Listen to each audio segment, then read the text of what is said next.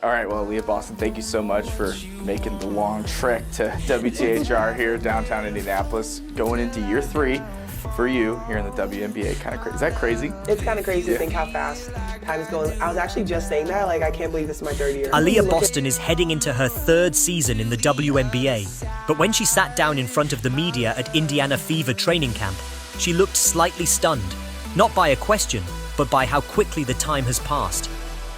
I was just saying, I can't believe this is my 3rd year, Boston reflected.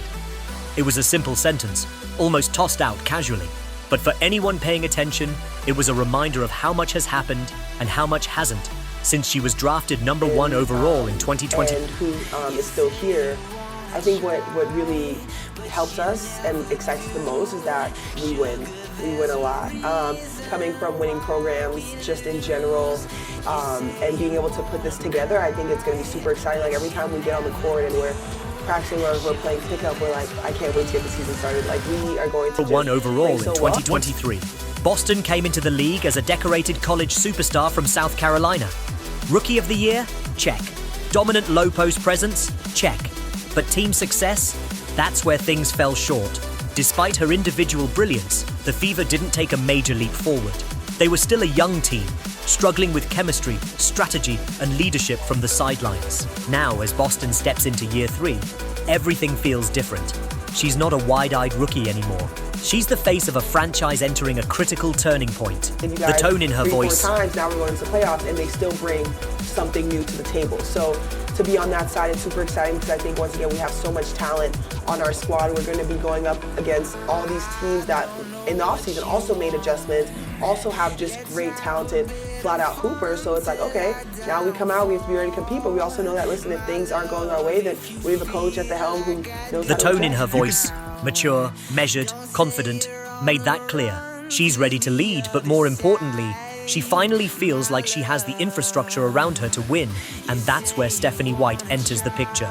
When you listen closely to Aaliyah Boston talk about her new coach, Stephanie White, there's a subtle edge to her praise, like she's saying more than what the words suggest.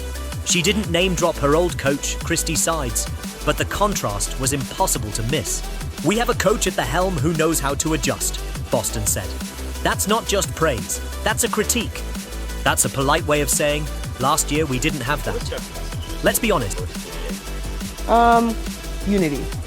I think that was the biggest thing. You know, we talked about it earlier, even in this, is the outside noise. And so for her, it's about sticking together, making sure that we are a tight unit, that nothing can poke holes in between what we have going, because that's one way to go down, and we don't want to go. Let's be honest. Christy Sides, while respected for her defensive principles and no-nonsense approach, struggled with in-game adjustments and player communication. The Fever often crumbled in tight fourth quarters. Star players looked confused. Opponents made runs, and the Fever had no counterpunch. That kind of stagnation wears on elite players, especially someone like Boston, who came from a college program known for precise execution and strategic excellence. Now, with Stephanie White at the helm, Boston sounds like she's breathing easier. White is a former WNBA Coach of the Year, a proven tactician, and most importantly, she's a communicator. She's helping us learn our roles and how to move as a team, Boston explained. That's coaching. Not just yelling from the sidelines, but teaching. Not just drawing up plays, but creating identity. Boston didn't say all of that outright, but it was written between every line.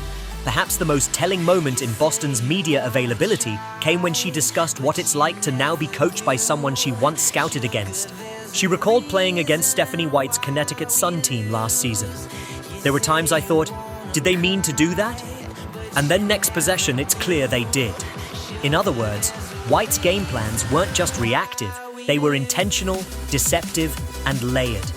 That left a lasting impression. Boston continued. She adjusts. She knows how to move things around, whether it's offense or defense. Now, that one line captures everything the Fever lacked last year. The ability to adapt, to shift gears when plan A fails, to outsmart, not just out-tough, the opponent. For a player of Boston's caliber, that's everything. She's used to winning.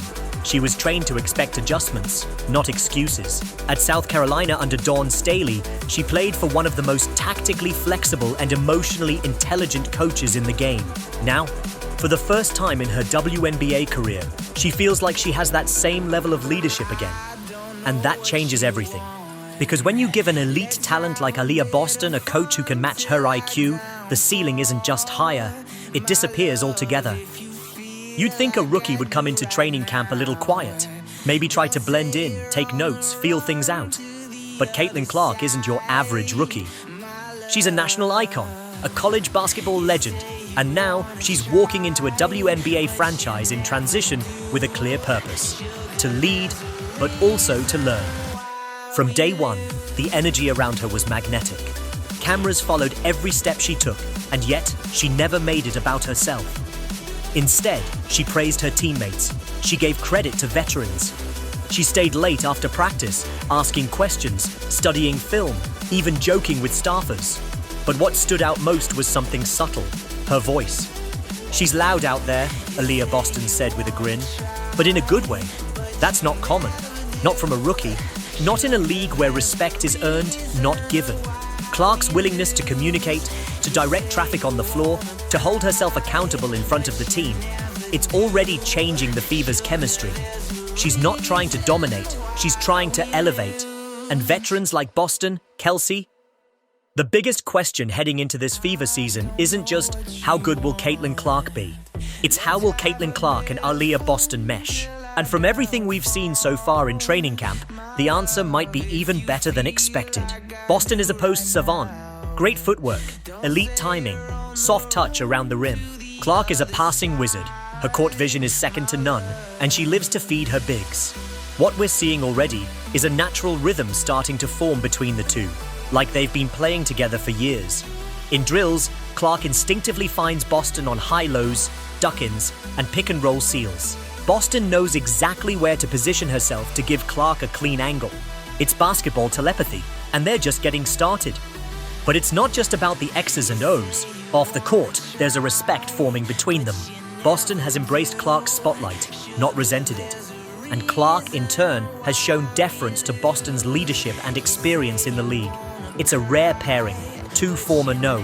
One picks, both humble, both hungry, both with the tools to become legends. If they stay healthy and stay locked in, they could become the most dangerous inside-outside duo the WNBA has seen in a decade. Here are 4 more fully expanded segments to continue your detailed video script on the Indiana Fever's training camp and the rise of Caitlin Clark.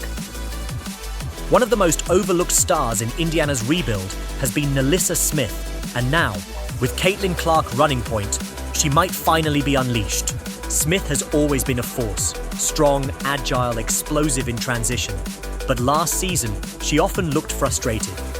The Fever's offense lacked spacing, ball movement was inconsistent, and Smith's athleticism didn't get fully utilized. This year, it's different. Clark's arrival has completely changed the geometry of the court. Defenses are stretched to half court trying to guard Caitlin's deep shooting threat, and that spacing is opening up massive driving lanes and weak side rebounding opportunities for Smith. During drills and scrimmages in training camp, Smith was everywhere, finishing lobs, slashing through gaps, and even knocking down open mid-range shots with confidence.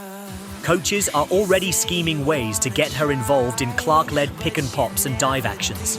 And the best part? Smith is playing with joy again. There's a bounce in her step, a swagger in her game. This system fits her like a glove. If she builds chemistry with Clark like Boston has, Smith could quietly be the Fever's breakout X-factor and a dark horse all-star candidate. While the hype is centered around Clark, make no mistake, this team is being grounded by its veterans. Sophie Cunningham, Brianna Turner, and Natasha Howard came into camp with a clear mission: protect the rookies, raise the physicality, and make sure this team doesn't get pushed around anymore. Cunningham has already emerged as an emotional leader, talking trash, getting in faces, and reminding opponents that Indiana isn't a soft team anymore. Natasha Howard's presence has also been critical. She's constantly talking on defense, teaching the younger players how to rotate, when to hedge, how to read coverages. She's not just defending, she's mentoring. And her championship pedigree brings credibility that can't be taught. These vets are building a wall around Caitlin Clark, not to shield her from the media, but to empower her, to give her the freedom to play her game without having to worry about the dirty work. Cunningham even said in an interview, If anyone wants to get physical with Caitlin, they gotta go through me first. That kind of protection is rare, and it's part of what makes this Fever team feel so different this year. They're not just building a team, they're building a family. Head coach Christy Sides knows this is a make or break season, not just for the Fever, but for her career. And judging by the way she's running training camp, she's not leaving anything to chance. Sides has injected intensity, structure, and accountability from the very first practice. She's constantly stopping drills to demand more communication. She's holding everyone to a higher standard, including Caitlin Clark, and that's key. Sides isn't letting the hype distract the team. She's balancing the star power with a gritty, defense-first identity. You can tell she's studied how to use Clark's shooting and passing to unlock new angles in the offense, but she's just as focused on building a top 5 defense. She's also emphasizing roles. Everyone in camp has a job to do, and if they don't execute, someone else will. It's the kind of culture change Indiana desperately needed. For the first time in years, the Fever aren't guessing. They have a blueprint, and it starts with Sides bringing purpose to every possession.